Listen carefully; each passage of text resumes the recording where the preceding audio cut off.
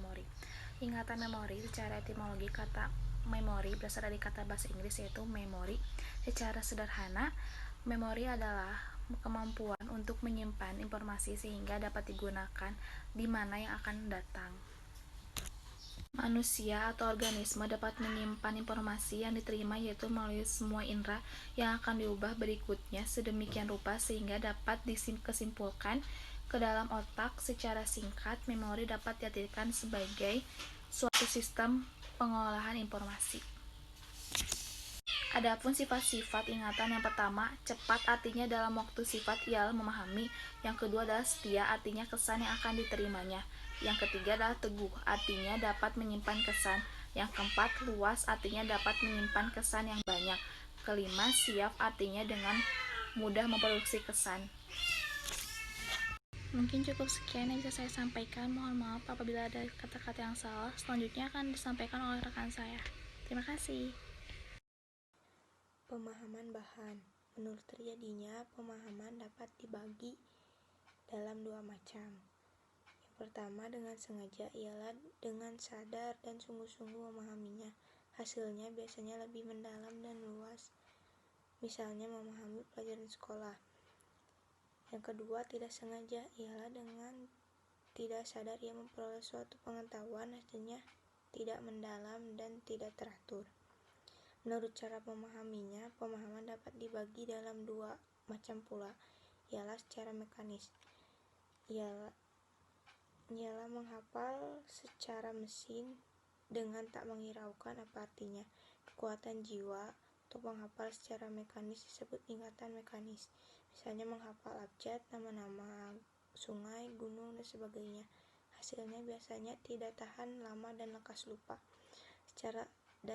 Yang kedua, secara logis, ialah menghafal dan mengenal dan memperhatikan artinya.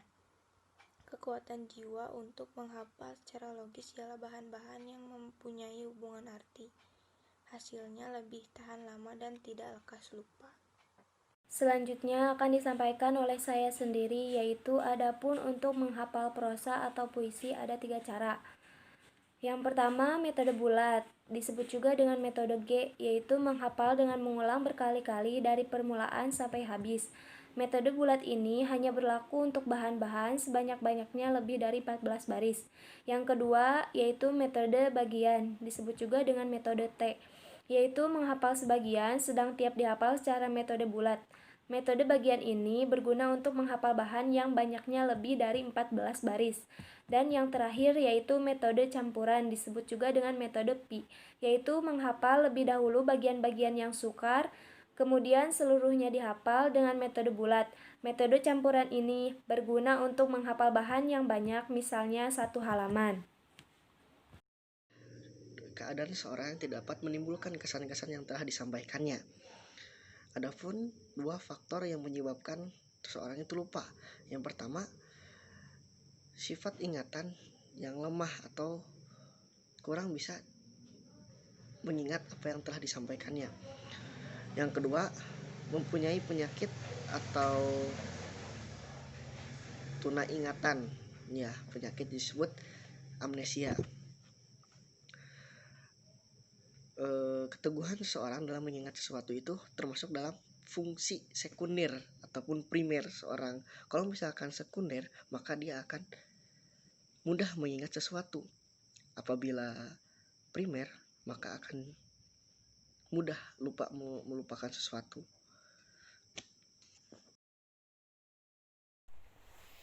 Bismillahirrahmanirrahim. Assalamualaikum warahmatullahi wabarakatuh. Perkenalkan, nama saya Muhammad Wais Khairuddin. Di sini saya akan membahas tentang masalah lupa. Lupa adalah hilangnya respon ingatan gitu kan. Nah, katanya sih lupa itu adalah jadi terjadinya itu maksudnya tuh kejadiannya itu udah lama gitu kan. Jadi ya mungkin karena itu nggak penting atau mungkin lupa gitu kan. Jadi ya gara-gara terjadinya itu udah lama gitu. Jadi lupa gitu. Sebenarnya sih bukan itu doang masalah lupa tuh. Jadi masalah lupa tuh kayak kekurangan minum. Jadi konsentrasi itu berkurang kan gara-gara kurang minum tuh. Jadi ingat sedikit langsung lupa. Itu ada gini kan. Ada istilah katanya tuh masuk kuping kanan, keluar kuping kiri gitu kan katanya tuh. Jadi ya kayak gitu, kurang minum. Lalu kurangnya tidur itu juga mempengaruhi kualitas ingatan, jadi sering lupa gitu ya. Mau gimana nggak jadi lupa, kita kan begadang nih, kurang tidur itu kan begadang, otak kita kan udah nyala beberapa jam gitu kan, terus waktunya istirahat tuh dia malah terus beraktivitas gara-gara begadang gitu kan. Si otak tuh kan capek gitu harus sebenarnya mah, cuman kita paksain gitu, jadi seolah-olah otak tuh memaksakan diri gitu, jadi harus kuat kuat kuat gitu kan, sampai akhirnya ya jadi pelupa gitu. Lalu kekurangan vitamin B12, nah itu juga mempengaruhi kualitas ingatan. Lalu gangguan emosi, nah gangguan emosi juga itu mempengaruhi banget itu ke ingatan ya.